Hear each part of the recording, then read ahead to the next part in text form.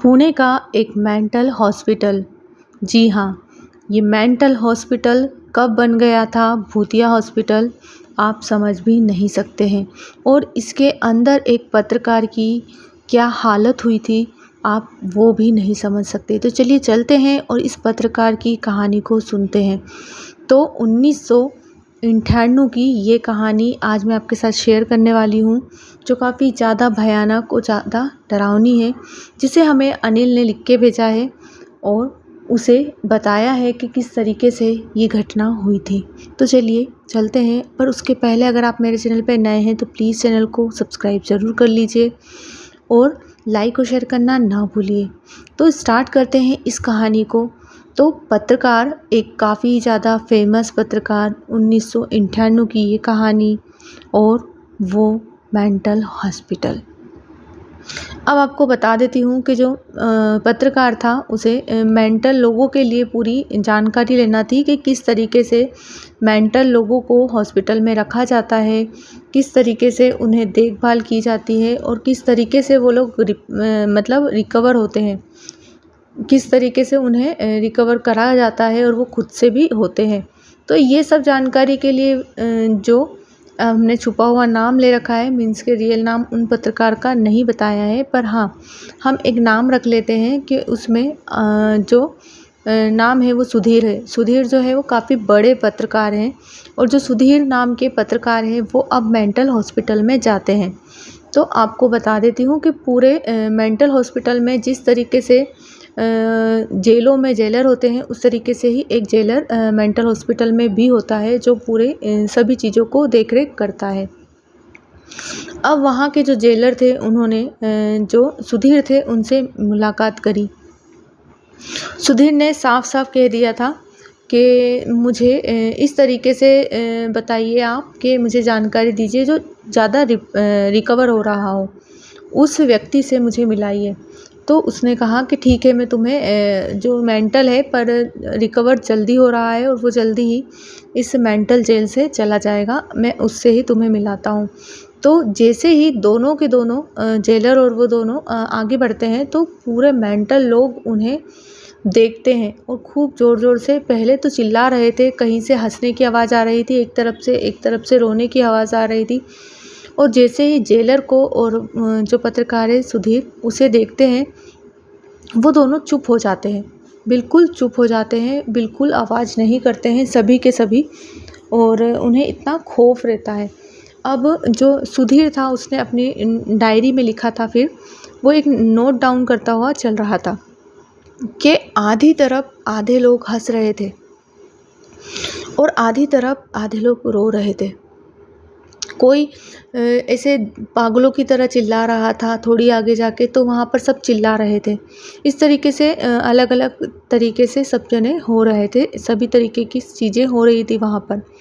उस तरीके से सुधीर जो था वो काफ़ी डिस्टर्ब होने लगा। और फिर जो जेलर था उसने, सुधीर ने कहा कि उस जेलर से कि मुझे वही व्यक्ति से मिलाना जो अब थोड़े ही समय में यहाँ से निकलने वाला होगा और जिसका सुधार हुआ है इस मेंटल हॉस्पिटल में। तो उसे एक अनुराग नाम के लड़के से मिलाया जाता है। अनुराग के जैसे ही पास में सुधीर आता है, अनुराग ज़ोर से हंसने लगता है, क्योंकि अभी वो ठीक तो नहीं हुआ था पर थोड़ा तो मेंटल था ही सही, ज़ोर ज़ोर से हंसने लगता है। तो सुधीर जो रहता है वो कहता है कि ऐसी कोई बात हुई नहीं जो तुम इतनी ज़ोर ज़ोर से हंसने लगे। वो कहता है कि क्या जानने आए हो तुम? वो यही बताता है कि मैं ये जानने आया हूँ कि इस हॉस्पिटल में किस तरीके से लोग रहते हैं, क्या खाते हैं, कैसे रिपेयर होते हैं, किस तरीके से आगे इलाज होता है इन लोगों का। वो कहता है कि तुम जानकर कुछ भी नहीं कर पाओगे, तुम कल सुबह तक रुक लो। इस हॉस्पिटल में अगर तुम सुबह तक रुक गए तो तुम्हें सब कुछ पता चल जाएगा। जो तुम्हारे सबसे करीब है वही तुम्हें धोखा दे देगा। वो समझ ही नहीं पाता है और वो बार बार यही कहता है कि जो तुम्हारे सबसे करीब होगा वही तुम्हें धोखा दे देगा। तुम केवल सुबह तक रुक जाओ यहाँ पर।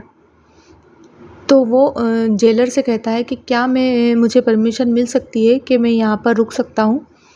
वो कहता है कि हाँ, तुम अनुराग के साथ यहीं पर रुक सकते हो, पर सावधान, क्योंकि अभी इसका इलाज चल रहा है, पूरी तरीके से ठीक नहीं हुआ है। तो सुधीर जो था वो इस हॉस्पिटल में रुक जाता है उसके साथ ही। अब अनुराग और सुधीर दोनों यहीं पर रुके थे और उसके बाद दोनों को बातचीत में सुधीर उससे क्वेश्चन करता है अनुराग से, अभी जेलर भी यहीं पर है, सुधीर भी यहीं है, अनुराग भी, कि मुझे एक बात बताओ, तुम इतने साल से रह रहे हो तो यहाँ पर आधे लोग हंस रहे हैं और आधे लोग रो रहे हैं, ऐसा क्यों? तो वो कहता है कि जो हंस रहे हैं वो थक चुके हैं रो रो के, और जो रो रहे हैं वो अभी हंसना बाकी है उनका। उस तरीके से उन्हें घुमाता है और वो कहता है कि उन्होंने अपनी लाइफ को काफ़ी ज़्यादा भयानक बना लिया है और यहाँ पर सब कुछ नॉर्मल नहीं है। तुम चाहते हो कि यहाँ से निकलना, पर यहाँ पर पॉसिबल नहीं है हम लोगों का निकलना। और तुम्हें क्या लगता है मैं भी सही होके निकल जाऊँगा? तो नहीं, बिल्कुल नहीं, यहाँ से कोई भी नहीं निकल पाता है। इतना अनुराग ने उसे बताया, थोड़ा उलझाया और समझाया, पर वो समझ नहीं पाया। सुबह होती है, नॉर्मली वो उठता है और कहता है सब कुछ नॉर्मल है और मुझे कुछ हुआ भी नहीं और मुझे कुछ जानकारी नहीं मिली है कि मैं तो आगे चीज़ों को जान सकूं। अनुराग, तुमने मुझे एक दिन यहाँ रोका और तुमने कहा था कि तुम्हारा जो सबसे करीबी होगा वही तुम्हें धोखा देगा। अब तुमने तो मुझे बताया ही नहीं कि मुझे धोखा किसने दिया है। तो वो समझ ही नहीं पाता है और जो अनुराग था वो हंसने लगता है। वो कहता है मैं बता देता हूँ पर तुम मेरी बात पे अभी यकीन नहीं करोगे। वो कहता है कि बताओ तो सही मुझे। थोड़ी देर बातों को घुमाता है अनुराग और फिर ज़ोर ज़ोर से हंसने लगता है। अब जो जेलर था वो कहता है कि जेल से मुझे बाहर निकलना है। तो जेलर उसे बाहर निकाल देते हैं और वो जो दूसरे जेलर थे, छोटे जेलर, वो जेलर अब उनकी शिफ्ट चेंज हो चुकी थी या जो भी, वो वहाँ नहीं थे। पर जो छोटे मीन्स के जो इनके अधिकारी होंगे जो, वो आते हैं और उन्हें बाहर निकाल देते हैं। अब पत्रकार को ऐसी कोई सी भी जानकारी नहीं मिली थी, पर जो अनुराग था उसकी बातों में वो इतने घूम चुके थे, इतना दिमाग उनका डिस्टर्ब हो गया था कि उन्हें कुछ समझ नहीं आ रहा था। वो कहते हैं कि मैं 3 दिन बाद फिर से आऊँगा और तुम मुझे यहीं पर मिलना, मैं तुमसे कुछ बातें करना चाहता हूँ। अनुराग घर जाता है और उसे सब चीज़ें वही दिमाग में घूमने लगती है और उसका जो दिमाग था वो थोड़ा सा डिस्टर्ब होने लगता है, उसे कुछ समझ नहीं आता है। अब वो थोड़ा घबराया हुआ सा रहता है और घबराहट में उसे बार बार वही सपने दिखने लग जाते हैं। फिर वह वापस से अनुराग के पास 3 दिन बाद जाता है, क्योंकि उसके पास कोई रिपोर्ट तैयार हुई नहीं थी। उसे जो चीज़ों की जानकारी चाहिए थी वो कुछ मिल नहीं पाया था। अब अनुराग के पास जाता है, अनुराग फिर से उससे मिलता है और अनुराग से वो बात करता है तो कहता है कि तुम्हें अभी भी नहीं पता कि तुम्हारा सबसे करीबी था जो तुम्हें धोखा देकर गया था और तुम इस तरीके की जानकारी ले रहे हो। तो वो कहता है कि ऐसा क्या हुआ? जो तुम्हें जेलर छोड़ने आया था वो जेलर आज से 15 साल पहले यहीं पर मर चुका है। वो एकदम घबराता है और कहता है ऐसा कैसे हो सकता है? उसने तो मुझे तुम्हारे पास छोड़ा था और मेरा कोई ट्रीटमेंट पूरा ख़त्म नहीं हुआ है।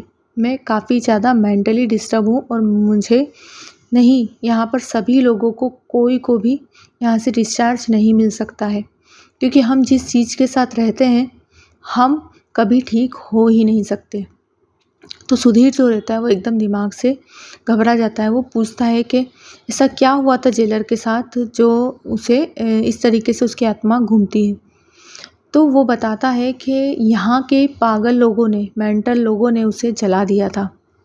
उसके बाद से ही वो सभी को परेशान करता है और आज तक इस मेंटल हॉस्पिटल से कोई भी सही होकर वापस घर नहीं जा पाया है, वो भी उस जेलर की वजह से।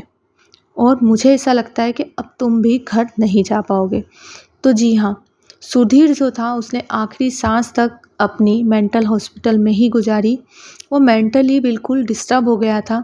वो इतना बड़ा पत्रकार था, उसके बाद भी उसने सभी चीज़ों को भूल चुका था और इन सब चीज़ों को भूलने के बाद वो मेंटल हॉस्पिटल में ही रहा और उसके बाद उसे उसका इलाज भी कराया गया, पर वो ठीक नहीं हुआ। उसके बाद जब उसकी आखिरी समय था तब तक भी वो मेंटल हॉस्पिटल में ही था और वहाँ से वापस नहीं आ पाया था। तो आपको वीडियो कैसी लगी प्लीज़ सब्सक्राइब और लाइक ज़रूर करना और एक कमेंट्स करके मुझे ज़रूर बताना कि आपको मेरी वीडियो कैसी लगती है। Thanks for watching.